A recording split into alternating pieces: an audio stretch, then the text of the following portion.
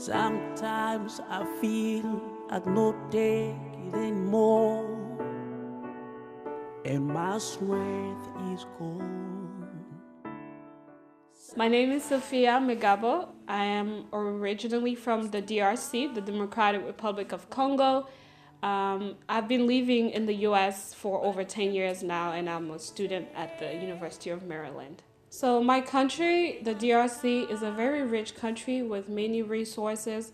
However, the DRC has gone through many challenges, and it has also been known for poverty. Despite the sadness and the war and many different changes the DRC has gone through, it has overcome a lot of tribulations. But one specific courageous person that I've recently met is Miss Esther Kitenga, and she's a woman who has created an orphanage with 70 kids, and she does this by herself mainly. I met Miss Esther Kitenga one day when my brother reached out to me saying that the woman that he's been helping through the orphanage was very healed, and he was worried that where would the kids go? It really has struck my spirit, and when I took the opportunity to go to Congo, I told myself I had to reach out to her. My name is Esther Kitenga. I am responsible of the orphanage that you will hear about today. The orphanage was created July 24th, 1998 officially, but it's been running for over 17 years. When I started this journey, I didn't really think it was going to turn out to be an orphanage. The only reason why I began is because I wanted to thank God for what He did for my family and I. My sisters and I were orphans from a very young age, and we were taken care of by an orphanage in our province of the DRC. Later on, I got married, and unfortunately, my husband passed away early in our marriage. And then this is when I decided to start taking care of unwanted kids and orphans, and that is all I wanted to do. The way that she gets these kids, she'll wake up in the morning and she'll see a baby in like a rat crying. Many are unhealthy. She had kids who died. If she opens her door and she sees a baby on the floor, she'll take it and try to fit this child with whatever she has. We fight hard to make ends meet in order for us to survive in this orphanage. We try our best to get help from people because in an activity as such, it is hard to say that it runs only by one person because it is hard. But there are good people of heart that help us as we strive to survive.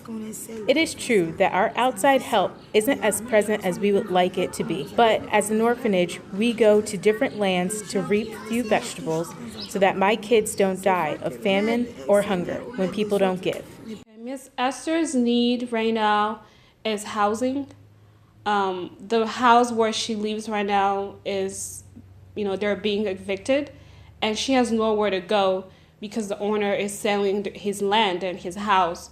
She has about 70 kids. She really has no resources. My task is not easy. I'm asking for any person of a good heart or compassion to please stretch out a helping hand for these kids.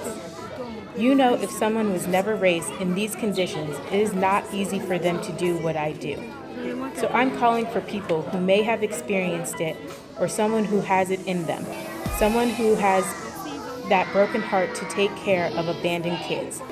And it is why I'm calling people from all demographics around the globe to give a strong hand in helping us. As I'm still alive, I know that God has a better future for us. So help us raise these kids. I don't want to make this video about sadness or poverty, as far as Africa. I really want people to understand how we can, us humans, become courageous and highlight the courage that Miss Esther is communicating or is telling the world. Despite poverty, despite sickness, despite a lack of education, or despite anything you may like in this world, as long as you have courage, you can pass it down to your neighbor. You can pass it down to the younger generation. And this is the message that she's communicating to people.